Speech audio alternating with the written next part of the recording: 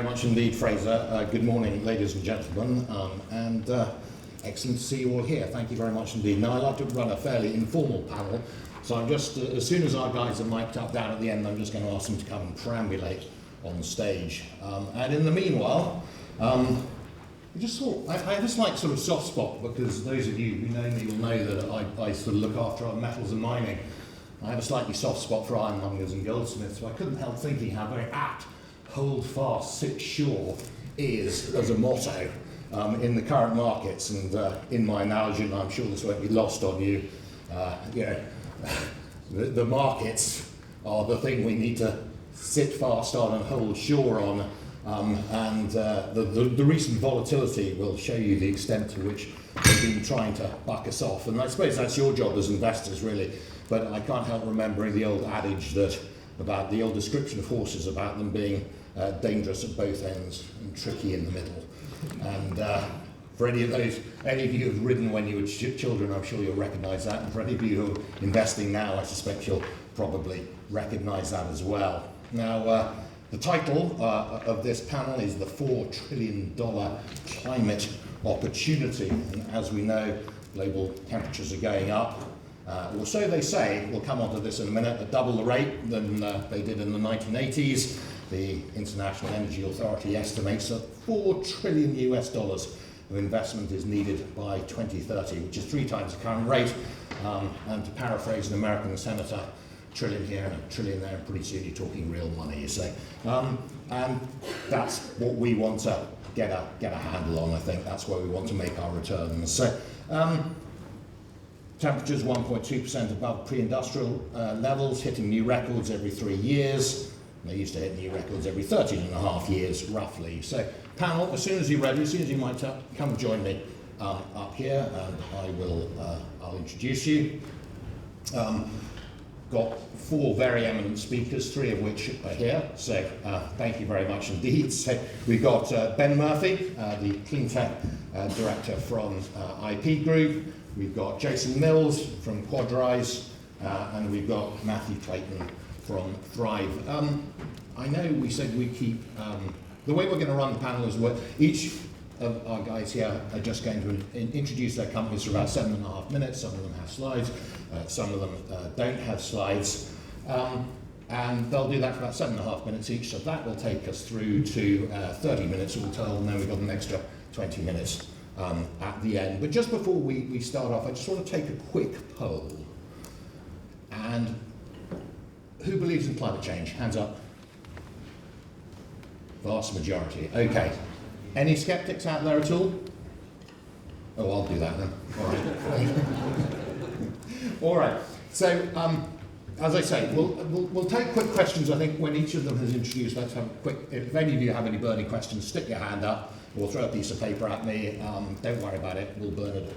Sorry, we won't. We'll recycle it at the end of the day. So our first speaker is Jason. From Quadrise. It describes itself as an energy technology company. It makes alternatives to fuel oils and biofuels. This is the important thing I think you need to know, which is that in November its share price was a penny halfpenny. In December it was 7p halfpenny, and now it's sitting at about 4p halfpenny. So those are the sort of returns that we want to get you guys exposed to. So without further ado, I'm going to ask Jason to stand up and introduce Quadrise. Quick question and answer, and then we'll move on. Thank you very much, Jason.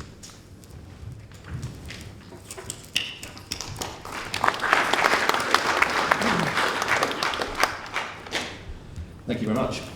It's a pleasure to meet you today on this fine sunny day in London. So in terms of where we sit as a company, the sector we're looking at specifically is the fuel oil space. Fuel oil is the bottom of a crude barrel. It's the gloopy bit that comes at the bottom of a distillation column, and that's actually a blend of some really heavy bitumen and some distillates. So it's not the cleanest fuel in the world, but it's a very good energy carrier for the shipping industry, which carries 90% of world trade today. So it's a big consumer of oil. It's about 250 million tonnes a year of fuel oil goes in the shipping sector, and the balance then goes into other industries such as kilns and power plants. And the reality is that the shipping sectors and these sectors in general are facing a lot of regulatory pressure to really look at something else. So that's really where Quadrise sits as a company. There's a big problem that needs to be addressed, and we believe our technology is one of the solutions in that particular sector. So we're an energy technology provider. Our expertise is around being able to blend oil and water, and to think about a similar context. If you think about paint, in the old days, paint used to be an oil-based substance. These days, it's a lovely, stable emulsion where you dip your brush in into a paint pot and you have a very homogeneous, nice colour that you can put on your walls. And we're doing the same thing with fuels. So we can blend oil, or oil-soluble biofuels in our case, and also blend the water-based product with oil as well. So that's really our expertise. We can blend oil and water together. We're working with some very large companies to do that, because really to do that, to address a large sector, you need many stakeholders in this, and we're working with the biggest. And collectively as a management team, we've all been involved in emulsion fuels pretty much all our career, myself especially. And mentioned before the share price movements. I mean, we've recently had a very successful sort of fundraise at the beginning of the year, which takes us through to sort of the middle of next year at least, and to sort of profitability and stable cash flow. So, you know, we're in a well positioned financially, and we've got quite a lot of exciting things happening. And again, we're working with some big companies to try and decarbonise the sector. I mentioned really the main drivers for this. So most recently there was a recent IMO meeting, which essentially made some more aggressive targets for the global shipping industry. So the International Maritime Organization really dictates what happens to the global shipping, and they've been quite aggressive. And that's really been driven also by Europe. So Europe is the first territory to put some quite aggressive regulations in.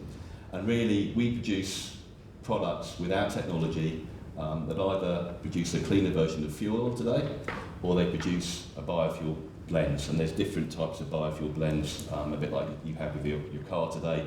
You might get a sort of a B5, B7, B10 blend in your car. We produce a B30, which is our bio-MSAR product, and we also produce, coming soon, is a bio-MSAR Zero product, which is basically all biofuel, and we can blend, like I say, oil and water soluble components to make that happen. So the shipping industry is faced with a range of different options to try and decarbonise and make the ships more efficient. A lot of that's already happened, so the shipping industry has actually reduced its emissions by doing some simple changes. And then the main focus has really then been around what do you do with fuels, because most of these ships, it's very difficult, for instance, to put a sail on board a container ship because it's full of containers at the top. So a lot of the focus is around fuels. A lot of the issues around those fuels is to actually make them, you need to have renewable power, which you guys, is meant for heaven for you guys, but it's a lot of renewable power. So to supply the shipping industry with these renewable molecules or electrons to provide these e-fuels that are needed for the shipping industry, you need to double the amount of renewable capacity that's required today, and that's irrespective of any AR requirements on top of that. So it's a huge amount of electrons that are needed, a massive challenge to make that happen, and in the interim, some transition solutions are needed. And that's really where Quadrise sits in that particular space, simple to deploy modular technology, which is cleaner in terms of the fuels are more efficient, so they burn better in engines to the point where we get to about 10% better fuel consumption in some cases. They burn much more efficiently, so you get less smog and less particulates. When you see these horrible dirty stacks, you don't see that with our particular fuels. They're cheaper, so we're using cheaper feedstocks to actually make the fuel in the first place. So our conventional fuel or our biofuels are around 10% cheaper per unit energy compared with other options. That again subsidises the adoption process. And they're also safer for the same reasons as oil-based paints were phased out because of human safety. We're making water-based products we're using less toxic components to blend together to make a fuel which is obviously being put in an industry where safety is key. And when you compare that with ammonia and some of the other hydrogen options, for instance, it's an easy adoption process in our particular case. So in terms of what we do as a company, we supply modules. We have modular technology which fits in a container. So each of our modules are in a 40-foot container that you might see driving around the roads. In our particular case, we have an emulsion plant. That plant is then deployed in a terminal. So the depiction in the bottom left is what's going in to a terminal at the moment in Antwerp, where we have a module that can supply up to 10 container ships. Okay, so that one module is enough for 250 megawatts of power equivalent. To put it into a power plant analogy, that supplies 10 container ships, which is about 0.1% of the world shipping industry. So we have obviously quite a wide scope to deploy this more widely. And that really saves the shipping industry money. So if you look at what ships that are operating in Europe today are going to have to pay in terms of CO2, it's going to cost them quite a lot of money in terms of allocations if they don't have those in place. So, if you look at the typical cost of CO2 of $90 a tonne, it saves them between 12 each module was basically saved sort of $12 to $17 million a year, which is around sort of 1.1 to 2 million per ship. So it's starting to cost the shipping industry money, and that's really driving the adoption of the biofuel technology as well. And we're putting we're doing this at industrial scale. So we're basically supplying 1,500 tonne batches to go into that ship that you see in the middle of the picture, which is a 50,000 tonne container ship. And that's then our fuel's being used to power that ship with our particular fuel. So in terms of where Quadrise sits and why we believe we're an interesting investment opportunity is that we're very much in the climate space. We're very driven by improving the environments which we serve. We're fully funded, and we're at an inflection point, sort of going to from a pre-revenue now to a revenue generative stage during this year. We're planning now for growing the team, growing the sales opportunities, and a lot of the resources we're now deploying is to expand what we're doing in all the main bunker hubs. So, thank you very much. Excellent. Thank you, Jason, very much indeed. Now, as I say, I'd like to run a fairly informal panel, so we don't normally have questions, but do you have any burning questions? Because I can stand up here all day and ask questions, but it's not really my job to do that. It's your job. It's my job to facilitate you asking a question. So could we have this gentleman down here as a question? Just wait for the microphone, and then just make it specific to Jason, will you? Hi, Jason. Hugo. On Quadrise, how much of the savings comes from the carbon price for the oil and gas alternatives? And how does the energy dynamics work? So how much energy is put in to make 1 megajoule of your solution to see how much better it is than the alternatives? Yeah, good question. So, in terms of our particular fuel, if you look at the cost of a fuel in dollars per gigajoule, for instance, our fuel is about 90% of the price of either fuel oil or the biofuel it replaces. So you start with a cheaper fuel to start with, and then if it's used in a ship, then you get better energy efficiency, which we typically see is anything from sort of 0 to 10%, so let's say 5%, you get an additional 5% saving on top. So you need 95% of the energy than you would do normally in terms of our fuel. So there's additional savings of up to 15%. Plus it's cheaper for the manufacturer to make as well. So we're working, for instance, with Cargill. So their component, it means that they can supply some of their components at a premium price for them. So they make money, and the shipping company makes money as well. And it's really all enabled by our blending technology. I've got a question down here. Any other? Just stick your hand up. On a list of possible solutions for reducing waste and pollution in the shipping industry, where would your solution rank? Because there are quite a few initiatives in different areas of the shipping industry. Yeah, I mean, we're part of a solution, so a lot of ships already have, they've put energy saving devices. So you basically saw the picture of the ship in there. They've invested, MSC have invested in putting a bulbous bow on there. They put a bigger propeller on. They derated the engine, and then the next thing they can do is look at fuel solutions, i.e., can you make the current fuel go further, which is really where we sit. But we do that also with a cheaper fuel to start with. So in terms of where we sit, we're very much aligned with energy efficiency with our conventional product, And then if you look at then reducing CO2 emissions, then that's where our biofuel solutions come in.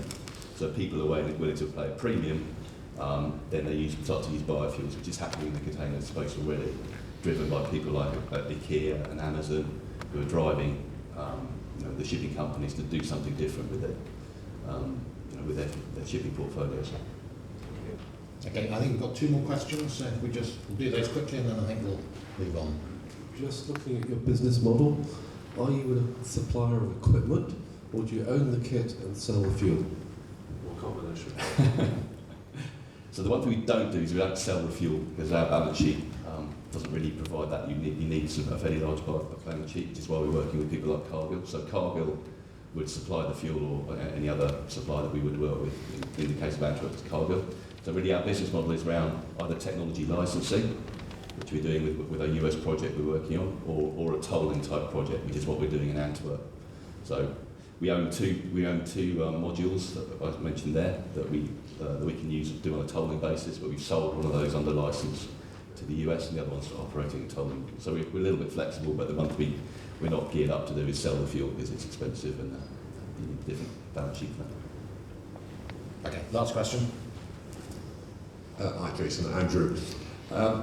You've emphasised the size of the marine market for your solution, but if you're dealing with heavy fuel oil, presumably there's a lot more other applications of fuel oil that you can address as well. Can you just touch on those?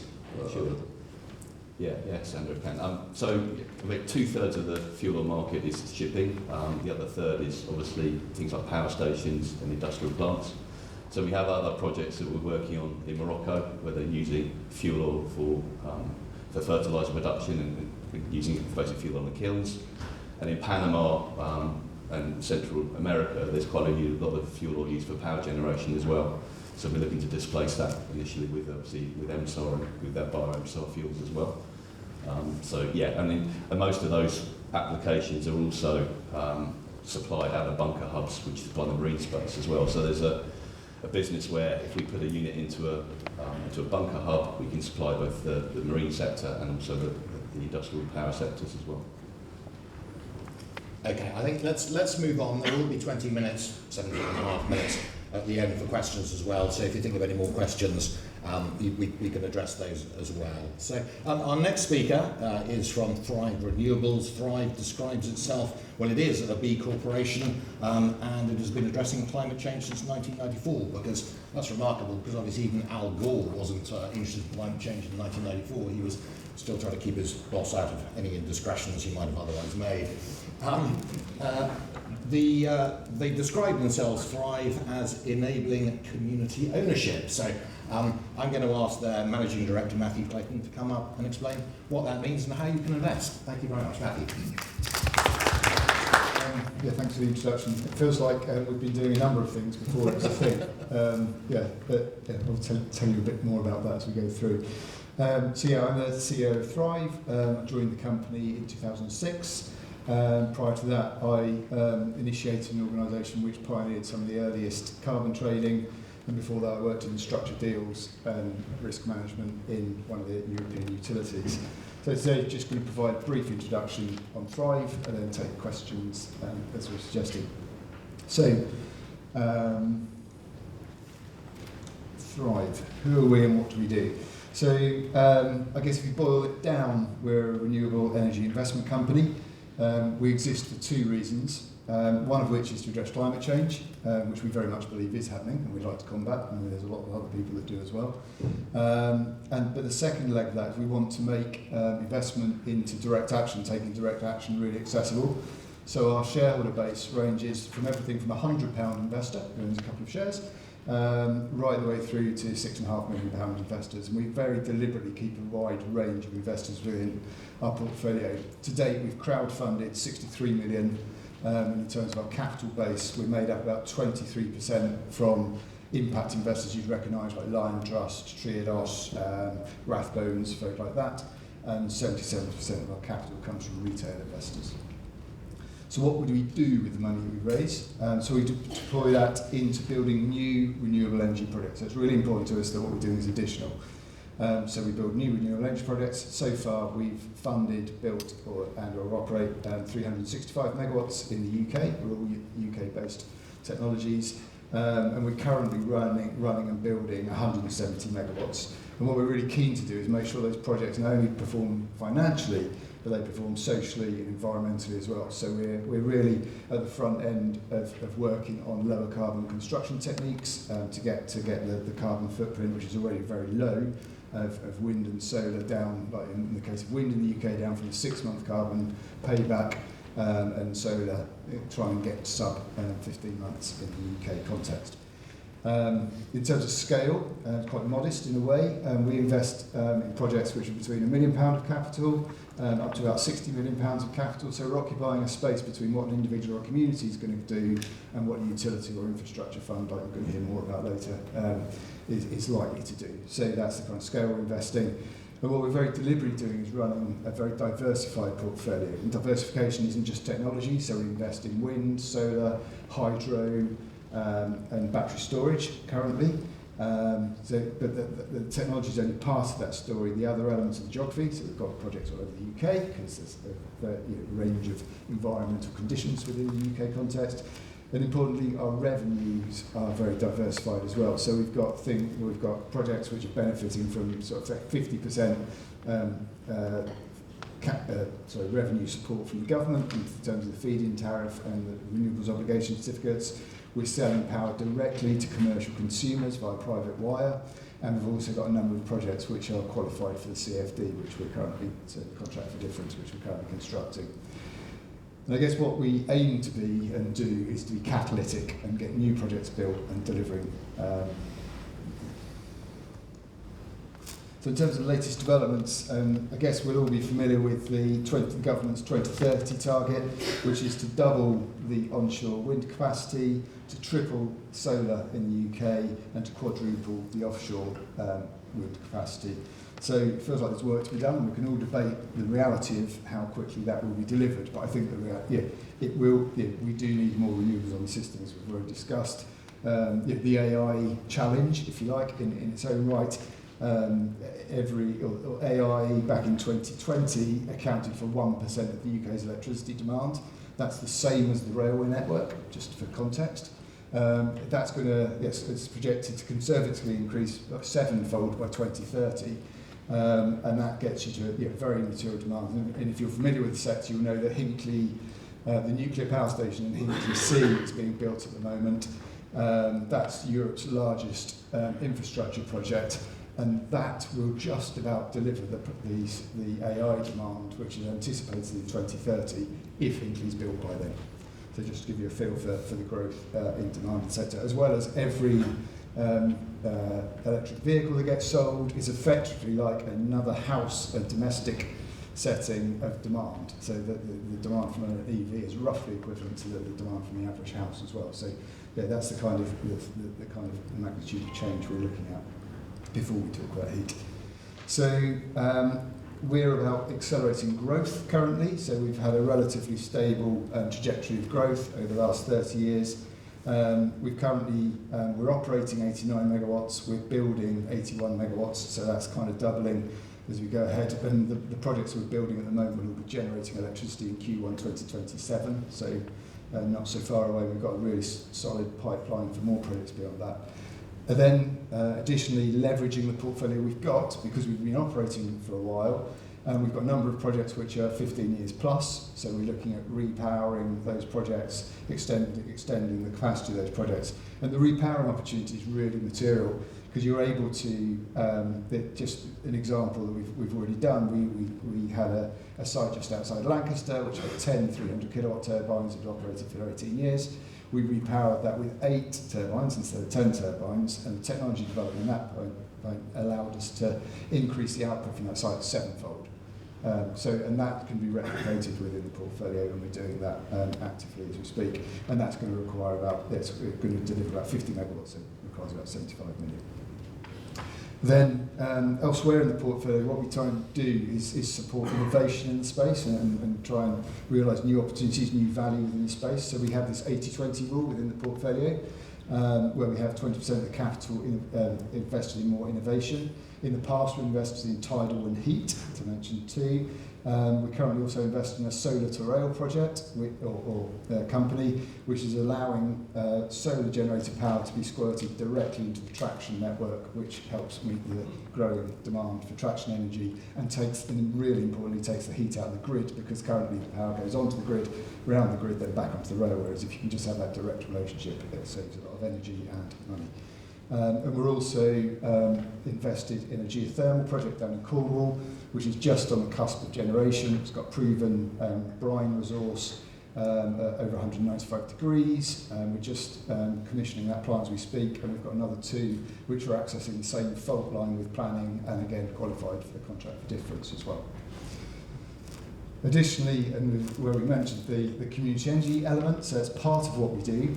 So to date, we've funded 21 million worth of community energy projects. We tend to come in as a very catalytic partner to those projects, enabling communities to do what they do. And this is important to us, one, because it creates solid new assets being built, which are genuinely embraced by the communities, is what we all need to do if we're going to deliver the scale that we need to for net zero. It provides us with a steady return as well from those projects. So we're very pleased to have worked with some really pioneering schemes on that side. And we've just raised or allocated a 40 million fund to allow the scaling up of those activities and allow greater shared ownership within the space. The shared ownership model is where you have a commercial developer who's building a new project in a certain area. You've got community feeling a bit like it would love to do something, would love to be empowered with that. And we can put those two groups of people together by providing capital and expertise to allow the community to take a stake in their local project, giving them access to those long-term revenues and able to do genuinely catalytic things socially with the income from that.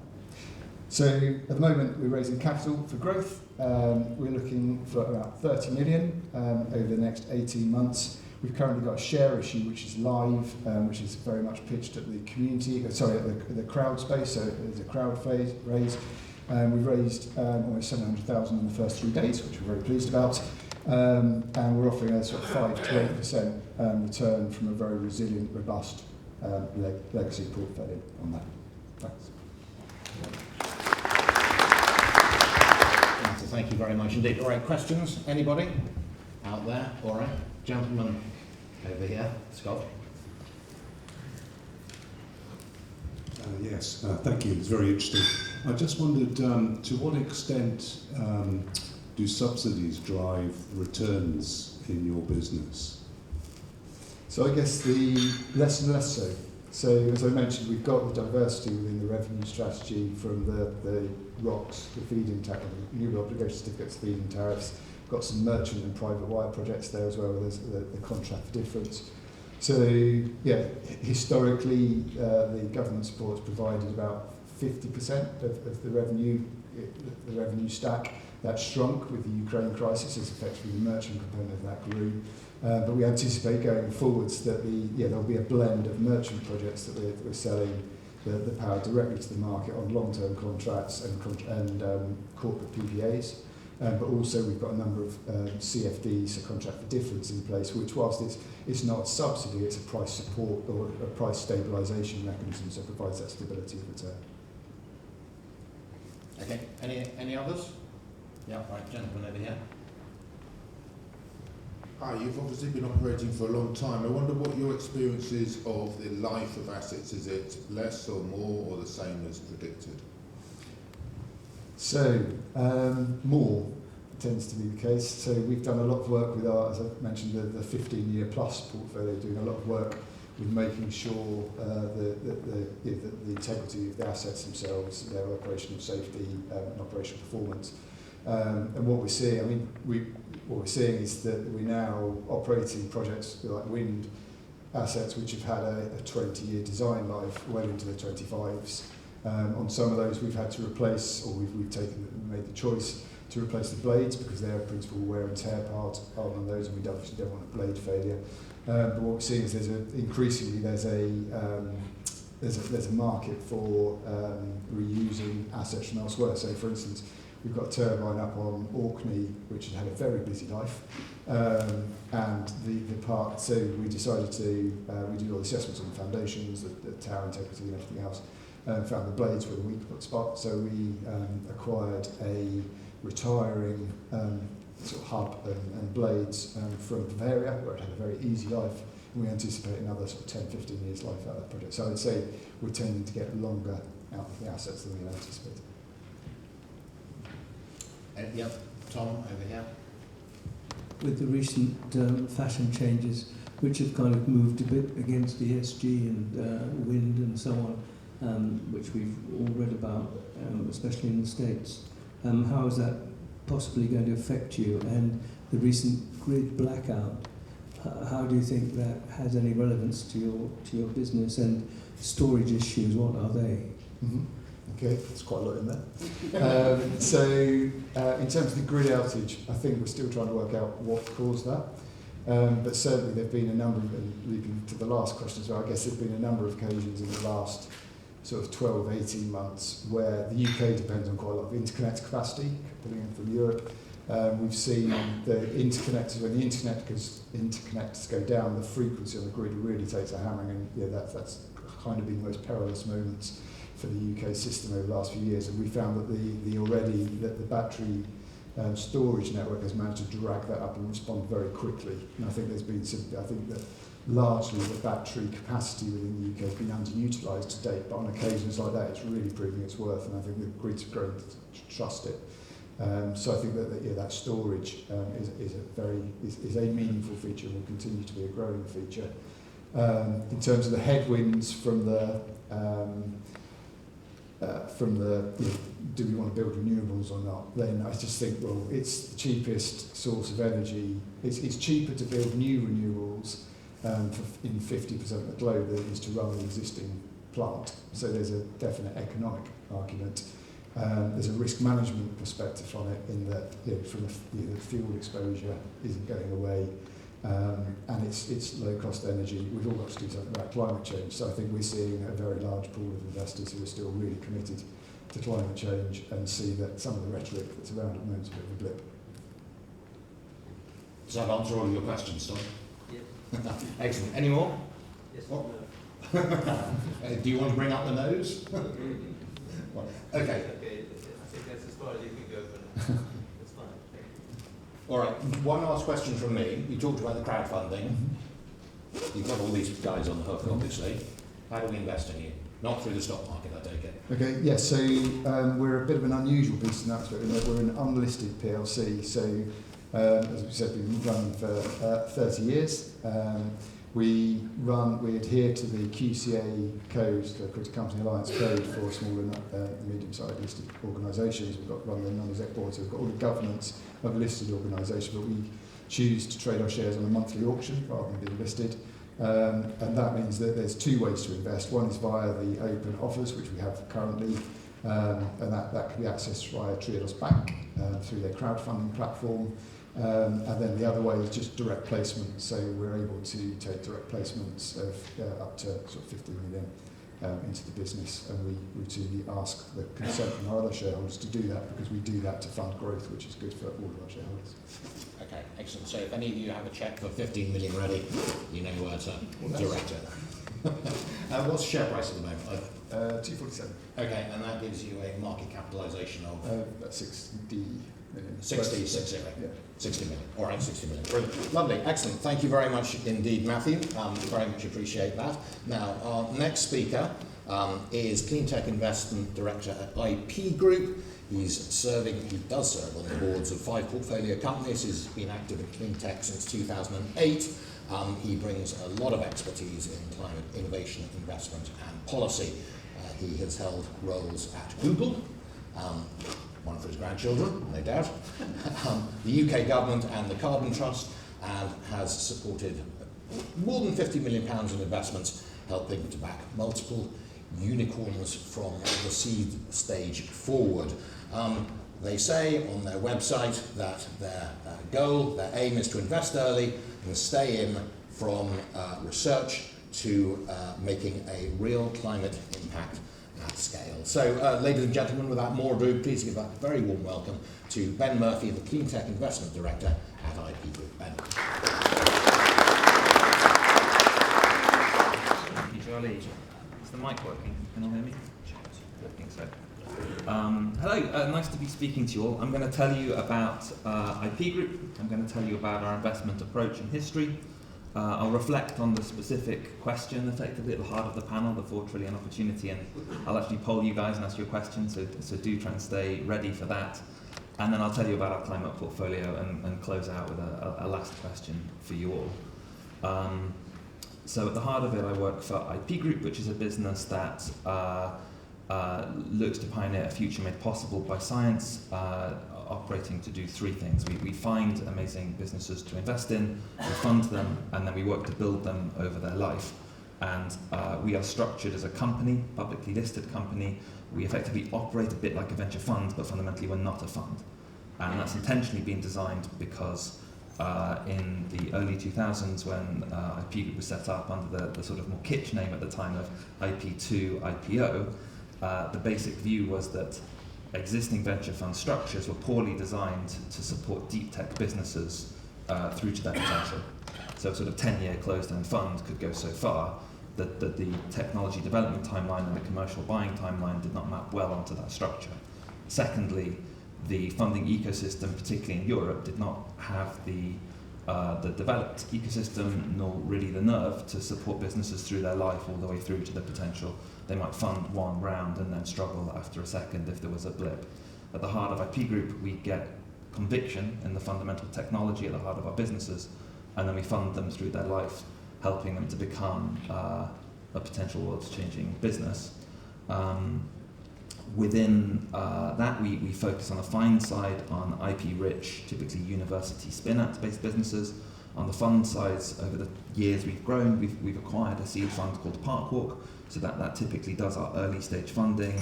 We have balance sheet that we invest on the back of that, and then we have managed accounts that we invest also for further scale-up funding within the businesses that we funded.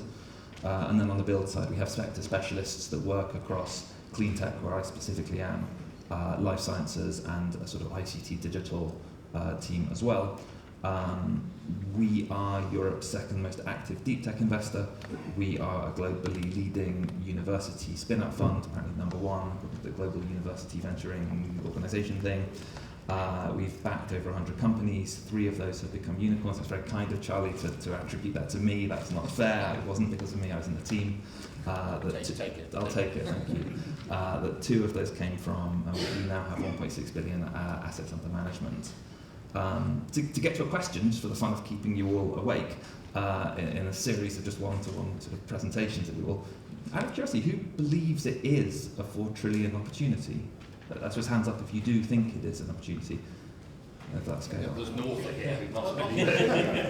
And who thought, just to get the really flush numbers out, who thought it was a kind of kitsch title on a presentation that sort of is an attention-grabbing big number that slightly has not so much behind it?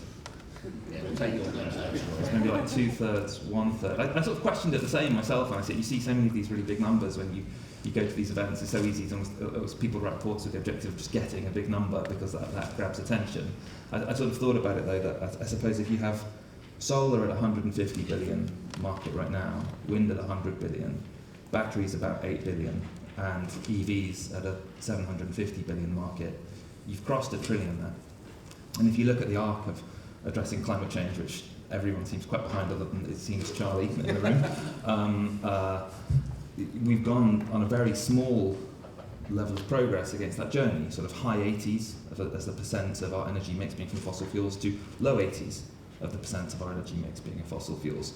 In energy, it's a much better story, particularly in Europe, but if you look at that as a sort of an arc, a journey, as like a data input to the question of is it a sort of multiple trillion opportunity, I guess you could conclude it is, because we're very early on that journey. We're at $1 trillion already. There's much more to go. We've made inroads with energy, inroads with mobility. There's a lot more to do in energy, but then there's also a lot more to do in steel, cement, agriculture, forestry, food. There are large things to pursue. As I mentioned earlier, talking to the climate team that I work in, so 2 of the 3 businesses that have crossed that unicorn stage within IP Group originated in our team. That gave us the mandate to expand, to do more of what we do. We have a plus 20% realised IRR within the climate team, and we continue to invest in that mandate, and that IRR is over a plus 10-year period. And we believe that there will be continuing opportunities for technology-led businesses to deliver the transition.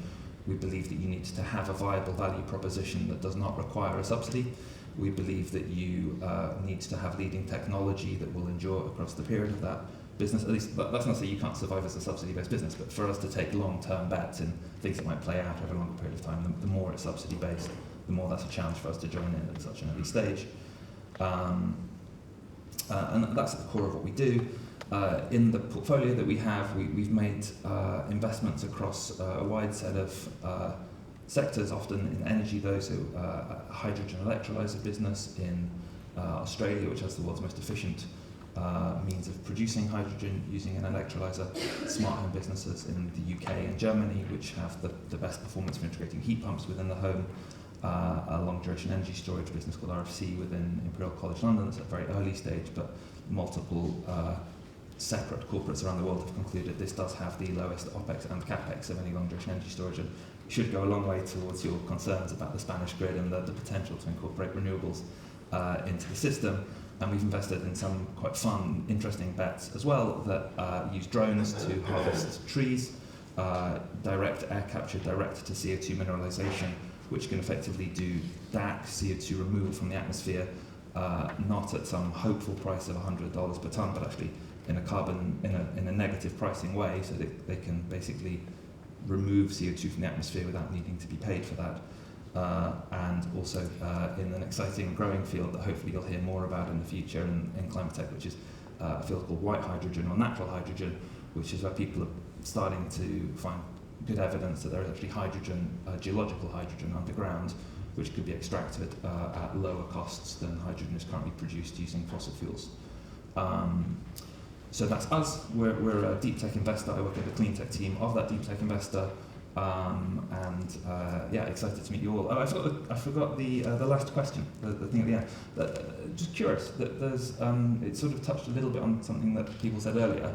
There's a sort of quote I quite like, which is that the arc of history is long, but it bends towards justice. And I think in the cyclical nature of climate tech, I sort of have that as a bit of a North Star quote. I'm just curious, a genuine honest question, who kind of buys into that, or who, I suppose, put your hand up if you disagree with it, if you think it's sort of hopeful want. I'm going to not bother polling the yes, I'll just take it as 100% unanimous that everyone does believe that the arc of history is long, but it bends towards justice. But it's quite nice, you probably can't read that, there's a little quote under the crest there that says, "Be always just," which I sort of saw before I came up, which I thought was quite a nice thing. So if you voted against it, I would have gone to that. Thank you. Ben, thank you very much indeed. Okay, I think we're doing all right for time. So questions, ladies and gentlemen. All right, gentlemen over here. Yeah. Thanks, Ben, for a really interesting presentation. I'm interested in the process that IP Group follow from the start point when you invest in a university spin-out, so some IP, some PhDs, to a fully commercial business at scale. How do you support the business at that stage? Just to be really clear, the kind of the business building side of it, not the funding journey. So correct, yeah, so it's the business building beyond the capital. I totally understand. So we have dedicated people that sit on the board of the business that will typically be sector specialists, so it's slightly hard to look at you, so I will stop making antics, it's not possible. So we engage closely with the specific companies that we have funded, working to do potentially even recruitment at C-level or even lower down. We work on the strategy, we help to write that. In the very early stage, we might even just join in and do things like writing grant applications and just rolling our sleeves up to help move the business forward. Within IP Group as a machine, beyond the board director with sector specialism, we have teams that support with fundraise, we have people and a broader network now that help with that recruitment part of the journey. And I wouldn't say that there's an explicit playbook, but there are sets of things that we typically find ourselves doing that relate to the strategy and the team build side of it. I'd say team build is the biggest portion of it. Okay, any more questions? Otherwise, one from me, best way, I tell you, let's come to this gentleman. First of all, if you just wait for the microphone just behind you. Yeah, it could be a question for Ben or Matthew, I suppose. But you look at the various clean energy technologies that are going into the UK market at the moment. Which of them do you think is going to achieve a return on investment without any subsidy of any kind? Who would like to take that one I first? think if it's like the exact market conditions of things like solar, I think you're more in that space. I can talk more generally, but do you want to have a go at it? Yeah, I guess it'll depend on where we get to with so there's a process going on at the moment called REMA, which is reviewing the energy market arrangements. Currently we have an energy system which is priced off gas. Gas provides 20% of the power but sets the price 99% of the time. So I think that the answer to that question will come from that. I'm confident that the cost of energy will come down as the renewables penetration grows. And I think what we'll need to do is go through a phase. If we're going to deliver sort of 2 or 3-fold growth in the capacity of electricity generation in the UK, regardless of what flavour it is, then we need to move towards a capacity market type basing, which is effectively what the contract for difference is doing. It's nudging towards a capacity price, which is basically a level at which you can afford to build that project based on a 15-20 year return at that level. So I think the time frames for subsidies have gone, and it's just effectively the market mechanism that gets put in place which allows the UK, well, globally, to deliver a system which works. That's the transition point at the moment. I think that the proven technology, so the wind, the solar, hydro, are already there. Tidal's got an awful lot to play in that. Nuclear is really stand out in terms of cost relative to the other technologies, and that's before you look at the legacy position on that. So yeah, I think that those technologies stand up on an electricity price lower than one that we're being delivered at the moment, because we're all paying for gas, which we're not using. If I was to just layer one point on top of it, I think from our perspective, it can be quite hard to pick out a technology, especially if you're looking at that early stage, that you can be sure will survive without a subsidy. And there's a lot of businesses that want to be some great thing because they believe in the mission, but that doesn't necessarily mean that in the kind of harsh world of commercial reality that they will deliver that mission. Thankfully, from our perspective, we don't have to make hundreds and hundreds of bets. We get high conviction about singular things. An interesting one that we made a bet on recently was this business I referred to. It's called Air Forestry. They use drones to harvest trees, and they have a value proposition that protects the actual floor, where you don't need to take 2 20-ton trucks through the forest, which the world's biggest forest owners are very keen to use, because it both changes the economics and the use of the forest. So for us, it's about the sort of cleverer bets that have more of a binary value proposition than a sort of confidence that excel 5 years before deployment. You know, you've got that 20% headroom. You have more errors than you have data points at that point in some ways.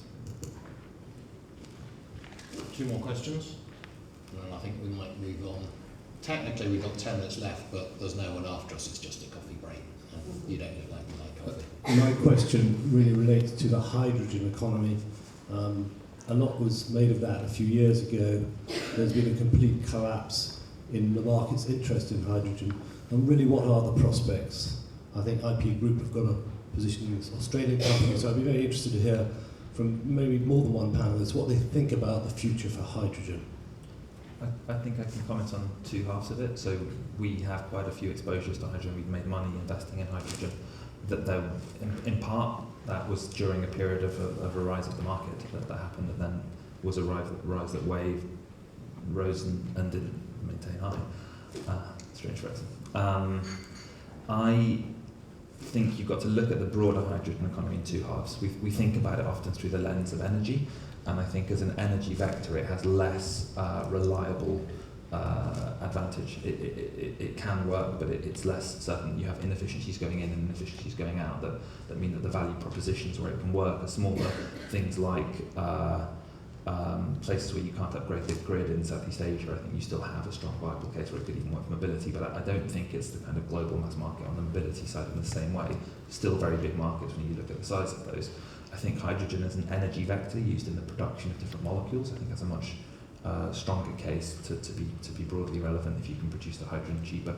We have a particular view at the moment around practical hydrogen, around the idea of not relying on high price subsidy hydrogen, and that's why the white hydrogen opportunity is something that we're particularly interested in, because the economics look to be really favourable there if you can source it geologically. So, Matthew, do you want to take that one, or are you? Has Ben said it all? I think from our side, we're a renewable energy investor. We continually look at hydrogen, and we struggle to get past existing use cases at the moment. It's just, the economics are quite hard. So I'm sure there will be breakthroughs in the future, but they're just not quite here at the moment.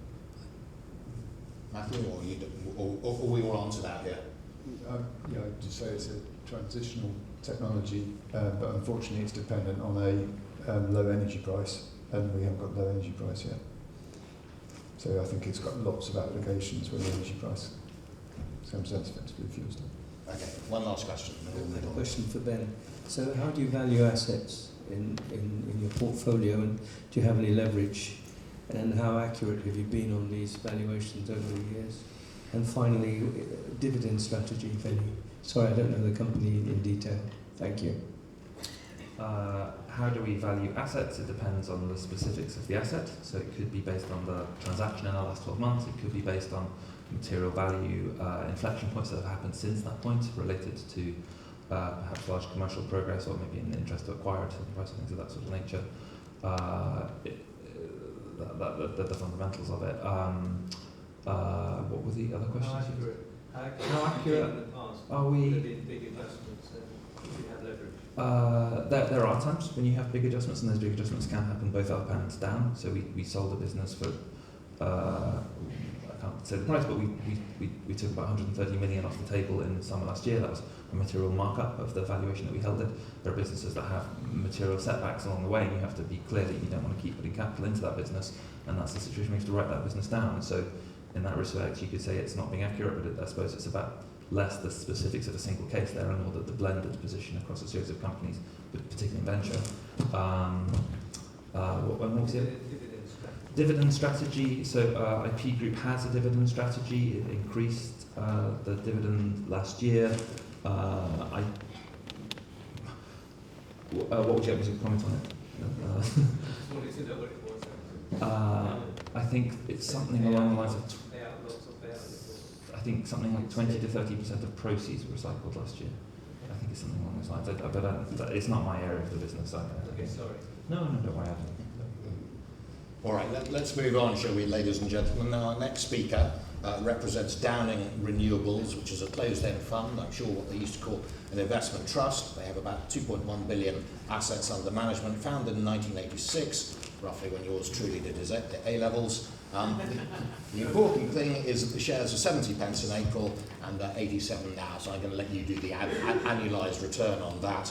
On their website, they say that they believe a great investment opportunity isn't just financial, but a chance to invest in things that matter: environment, health, society, local communities, and the economy. So you can see that these guys went to Cambridge and not the Gordon Gecko School of Fund Management. So very warm welcome, please, ladies and gentlemen, for Tom Winners. Okay, I'm not sure I can talk. I'm going to record that and use that. So that's really good.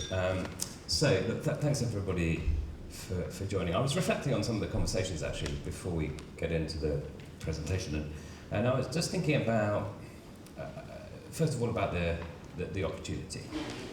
And annoyingly, I have a slide on this right at the end of my presentation.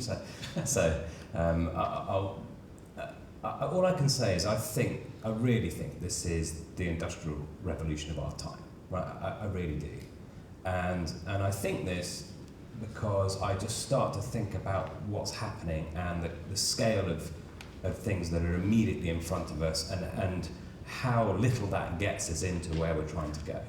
So if I was to give you an example, does anybody know what portion of our final energy consumption, so all of the energy we use in the country, does anybody know how much of that is electricity today or last year? It's about 20%. Pretty good.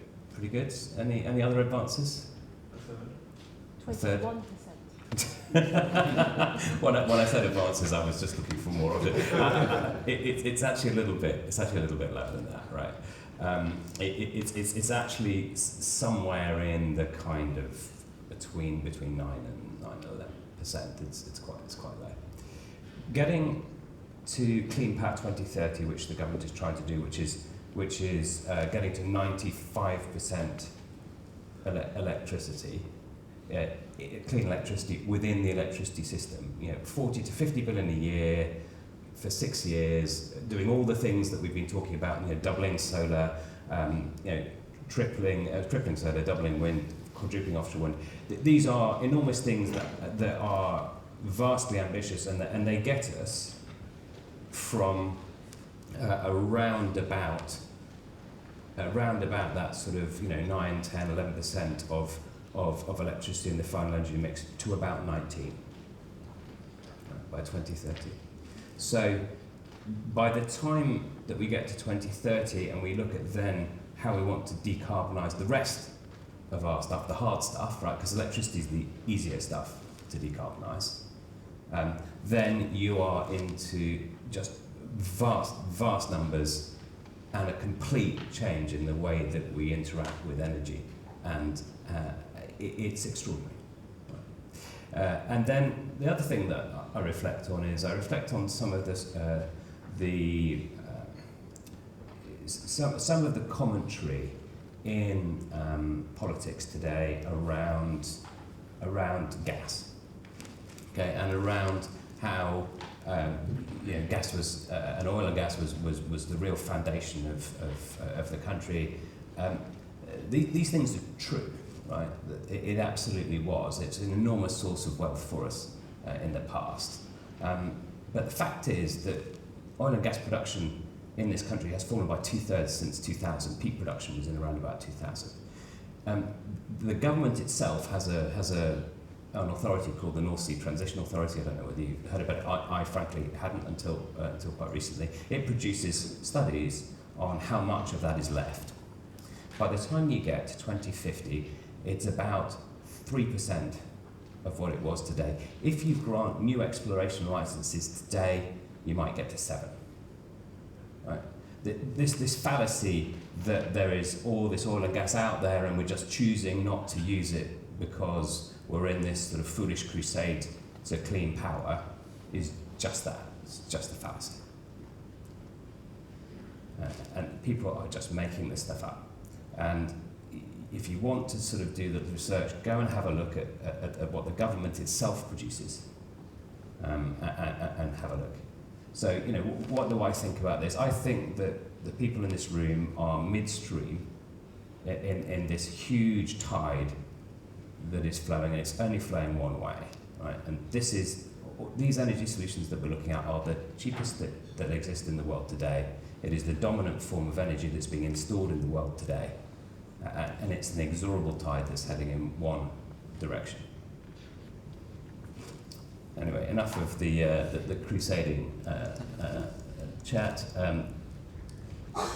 An introduction to Downing. So we, as very kindly mentioned, founded in '86. We have a couple of billion under management. We have about 1 billion in energy and infrastructure. So we have a reasonable familiarity with the topic, and we have around 90 people in the business that solely look at energy and infrastructure. And so we have some people who make investments. We have a lot of people who look after those investments, so engineers, data scientists. Increasingly, energy is interacting with the digital world in a number of different ways, and not just supplying power to AI, which is a huge theme at the moment, but actually using digital technology in how we assess these assets, how we monitor these assets, how we operate these assets. And we have a business with about 40 people in it who make new assets, who develop new assets from scratch, predominantly in the UK, but also in the Nordics as well. I'm here on behalf of DOR. DOR is our listed investment trust. Investment trusts do still exist. Yeah, well, long may that be the case. And this is a vehicle which focuses on renewable energy and other infrastructure. So the other infrastructure bit is predominantly storage and grid services and grids. We own a small distribution network as well across Northern Europe. And one of the defining features of the strategy is that of diversification. we think diversification has a big part to play in renewables because renewables generally tend to rely on different natural resources. They have different weather patterns, and so they produce at different times, and that's one of the real challenges in transforming from a large central sort of fossil fuel power plant which just bangs out sort of 24 hours a day, every day of the week, through to these technologies which only produce when the resource is there. And so you need to have a mix of those things in your portfolio. You only have a mix of those things in your grid and in your system. It's done okay since we started. So I think we against the target of 6.5 to 7.5, we've done around about 40% in 4 years. And part of the reason we think is around this philosophy and the way we've gone about the investments. It also dividends. So it dividends around about 5. I think it's currently about 5.7% per annum against our NAV. We're trading quite a long way below NAV, so that feels like more like 7 or 8% at the moment. And that's what the portfolio looks like. Talk about diversification and the different elements. I won't bore you with that, but there's solar. There's something called a shunt reactor, which I love. Which, despite the exciting name, is a very boring piece of kit that lives in a substation and provides a service to try and prevent, funnily enough, blackouts in the grids. But it helps actually transport electricity more efficiently across long distances. And then we have a whole load of assets in Sweden, 37 hydropower plants, and in Iceland as well. But this was really, I think, what I wanted to leave you with. These are some of the statistics around that plan, and bearing in mind this is just the UK, and we all have an ability to invest outside of the UK. This is just to 2030, so it's an incredibly short space of time. But some of these statistics are incredible. It's 1,000 kilometres of onshore cable, 4,500 kilometres of offshore cable. These are steps that the government is now taking to catch up. Right? These are things that we should have been doing for the last 20 years that we have not done around the grid and around preparing for what is to come. And now we're really trying to catch up. But I think whether or not we achieve all of these targets by 2030 really doesn't matter. And in some way, it's probably helpful that we don't try, we don't get there and we don't bust a gut to get there. In some ways, it's better that we actually get there by perhaps 2030 or 2040. It's just that the policy direction of trying to get there is what we need. And what's really important is to get there in an affordable way.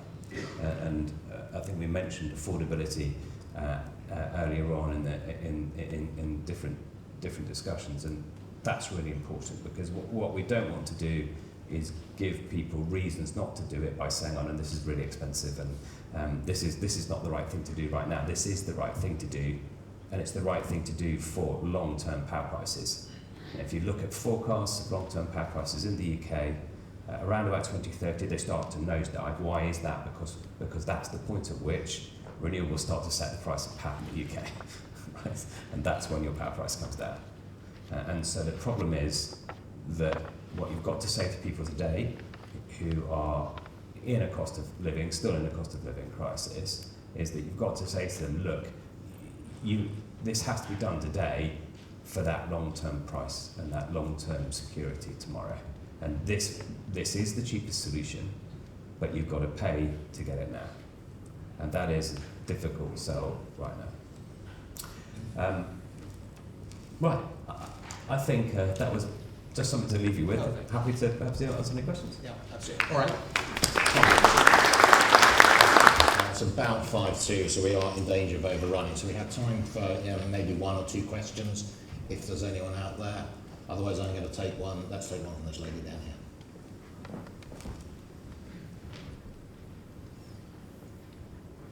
Hello. How are you going to deal with the rising costs of building infrastructure when you say that the power prices are going to be lower by 2030? Yeah.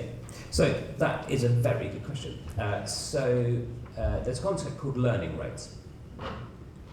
and learning rate is essentially it's an expression of how the cost of something reduces over time in order to produce in double in capacity effectively. And things like solar have been on an incredible journey of price reduction and keep doing so. So we are building solar parks today where the panels, well let's take the whole park. The whole park might cost you £500,000 to build a megawatt. I remember back in 2010 we were paying 5 million. So in 15 years it's reduced 10 times. Panel prices now, panel prices used to be sort of 50, 70 cents. They're kind of now around $9 cents at the moment. So these are extraordinary advances, some mostly in manufacturing capabilities, rather than any huge leap forwards in the technology themselves in solar. In wind, what has tended to happen is there has been a reduction in the cost. It's been less marked, but what has happened is machines have increased in size, and that it's actually been technological advancements that have really driven the reductions in price. And so actually the reduction why renewables are the cheapest things to put in today is because of that reduction in price.